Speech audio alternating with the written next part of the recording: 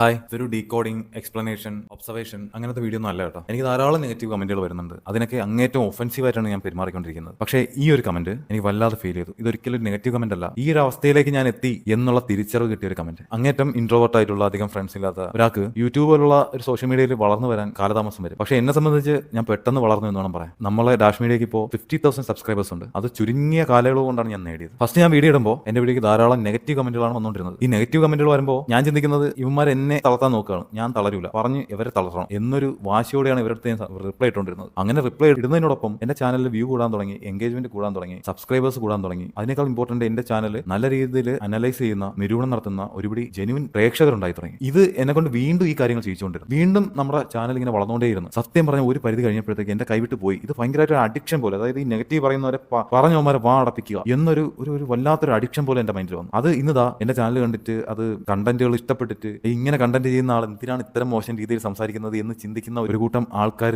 ഉള്ള രീതിയിൽ, അത്രയും മോശമായിട്ടുള്ള രീതിയിൽ ഞാൻ മാറി. ഈ ഒരു കമന്റ് ഇത് ആളോട് വളരെ നന്ദിയുണ്ട്. കാരണം ഈ കമന്റ് കണ്ടില്ലായിരുന്നെങ്കിൽ ഈ ഒരു ബോധം എനിക്ക് ഇപ്പോഴും ഉണ്ടാവില്ല. വളരെ മോശം കാര്യമാണ് ഞാൻ ചെയ്തത്. അത് അറിഞ്ഞുകൊണ്ട് തന്നെയാണ് ചെയ്തുകൊണ്ടിരുന്നത്. എന്റെ വീഡിയോ, ഞാൻ ഇടുന്ന വീഡിയോ ആരെങ്കിലും ഒക്കെ കാണണ്ടേ, അതിന് എനിക്ക് ആൾക്കാർ വേണ്ടേ എന്നൊരു തോന്നലാണ് ഞാനിത് ചെയ്തുകൊണ്ടേയിരുന്നു. ഞാൻ ഒരുപക്ഷെ നിർത്തേണ്ടടുത്ത് നിർത്തിയില്ല. എനിക്ക് നല്ല പ്രേക്ഷകർ ഉണ്ടായ സമയത്ത് ഞാനത് തിരിച്ചറിഞ്ഞ് നിർത്തേണ്ടതായിരുന്നു. എങ്കിൽ ഇങ്ങനെ ഒരു കളങ്കം എന്റെ ചാനലിൽ ഉണ്ടാവില്ലായിരുന്നു. ഇനി ഇത് പറഞ്ഞിട്ട് കാര്യമില്ല, പറഞ്ഞ് ന്യായീകരിച്ചിട്ടും കാര്യമില്ല. കാരണം തെറ്റ് തന്നെയാണ്, അത് അറിഞ്ഞുകൊണ്ട് തന്നെ ചെയ്ത തെറ്റാണ്. ഇനി എന്തൊരു ന്യായീകരിച്ചിട്ട് ഒരു കാര്യമില്ല. സോറി, എന്റെ ചാനൽ ആത്മാർത്ഥമായിട്ട് കണ്ടിരുന്ന ആൾക്കാർക്ക് തോന്നിയ ഈ വിഷമത്തിന് സോറി. അതോടൊപ്പം നെഗറ്റീവ് പറഞ്ഞ് വന്ന ആൾക്കാരെ യൂസ് ചെയ്ത് ഞാൻ, അതും തെറ്റായിട്ടുള്ള കാര്യം തന്നെയാണ്. പക്ഷേ അത് ഇനി ആവർത്തിക്കില്ല. ഇനി എന്റെ ചാനലിൽ അത്തരമൊരു കമന്റ് ബോക്സ് യുദ്ധം ഉണ്ടാവില്ല. വൺസ് അഗൈൻ ഈ കമന്റ് ഇട്ട ആൾക്ക് നന്ദി. ഈ വീഡിയോ കൊണ്ട് ആരും എന്നെ സബ്സ്ക്രൈബ് ചെയ്യാനോ സപ്പോർട്ട് ചെയ്യാനോ നിൽക്കരുത്. കാരണം ഞാൻ അതിന് അർഹനല്ല. നിങ്ങൾക്ക് പറ്റുമെങ്കിൽ ഒരു ചാൻസ് തന്ന് ഇനി ഞാൻ എങ്ങനെയാണ് എന്ന് വിലയിരുത്തി നിങ്ങൾക്ക് തീരുമാനിക്കാം. എന്റെ കൂടെ നിൽക്കണോ വേണ്ടയോ എന്ന്. എന്തായാലും ഞാൻ ഹാപ്പിയാണ്. അർഹിക്കുന്നതിലും കൂടുതൽ എനിക്ക് കിട്ടി എന്ന ബോധ്യം എനിക്കുണ്ട്. നന്ദി, എല്ലാവരോടും നന്ദി. Thank you.